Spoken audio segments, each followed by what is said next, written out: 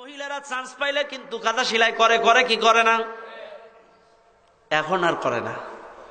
আগের মা বোনেরা করতো, এখন চান্স পাইলে স্টার জলসা জি বাংলা। কথাখান ঠিক না বেটি? আগের মা বোনেরা চান্স পাইলে কাঁথা সেলাই করতে সময় পাইলে, কিন্তু এখনকার মা বোনেরা আপডেট। এখন ওনারা চান্স পাইলে একই নাটক 36 বার দেখে।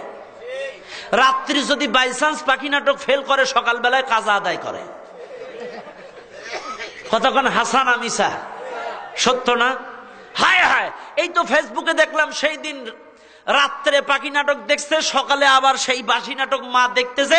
ছোট্ট সন্তানটা বাড়ির পেছনে খেলা করতে করতে পুকুরে ডুবে মারা গেছে, মরে ভেসে আছে, মা পাখি নাটক দেখছে, ফেসবুকে দিছে। তাইলে এই পাখি জলসা জি বাংলা করে গোটা বাংলাদেশের সংসারে অশান্তি আছে না নাই? জোরে কোন আছে না নাই? গোটা বাংলাদেশের পরিবারে অশান্তির ঝড় এই জলসা জি বাংলা করে করে। হায় হায় হায়, ওকে স্বামী সংসার লাগে না, জলসা জি বাংলা দিলে খুশি। কথাক্ষণ ঠিক না বেঠিক?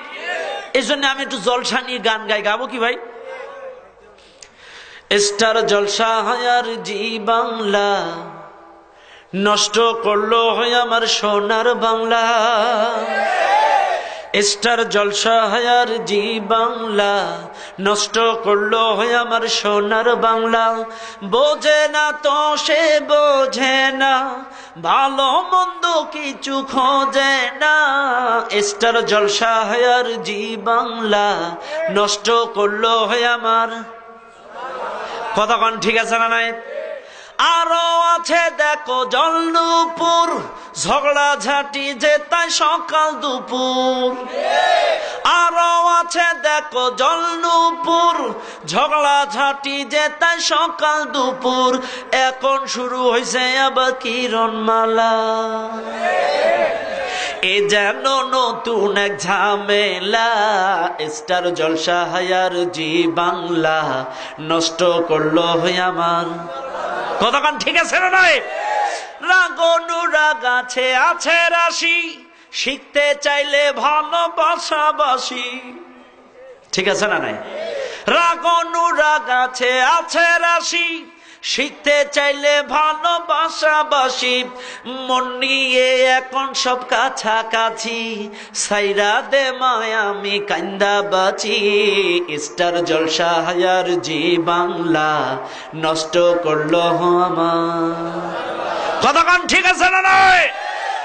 গোটা বাংলাদেশে প্রত্যেকটা পরিবারে কোন শান্তির ঝড়। সংক্ষিপ্ত ভাবে ব্যাখ্যা দিলেও না দিলেও নয়, কারণ মহিলাদের সম্পর্কে একটু ওয়াজ করার দরকার, কারণ ওরাই এখন দেশের সরকার, ক্ষমতায় আসতেছে বারবার, আর আমাদের পুরুষদের জ্বালাই পোড়াই করতেছে সারখার। এজন্য ওদের সম্পর্কে কিছু হেদায়েতিমূলক বক্তব্য দেওয়া দরকার। কতক্ষণ ঠিক আছে না নাই?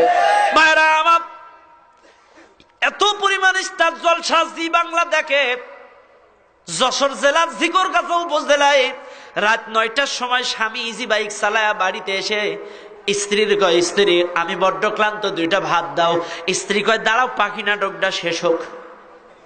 স্বামী কয় বড্ড ক্লান্ত, 2টো ভাত দাও, দাঁড়াও পাখি নাটক শেষ হোক। স্বামীর হয়েছে মেজাজ গরম, একটা লাঠি নিয়ে গুড়ুম করে স্ত্রীর মাথায় মারছে বাড়ি। স্ত্রী বলছে পাখি নাটক বাদ দিয়া ভাত দেবো, দাঁড়াও। ও লাঠিটা কেড়ে নিয়ে মারছে আর এক বাড়ি। তার মানে স্ত্রী স্বামীরে বাড়ি, স্বামী স্ত্রীরে বাড়ি। পরের দিন 2 জন হসপিটালে। এই জলসা জলসা করে।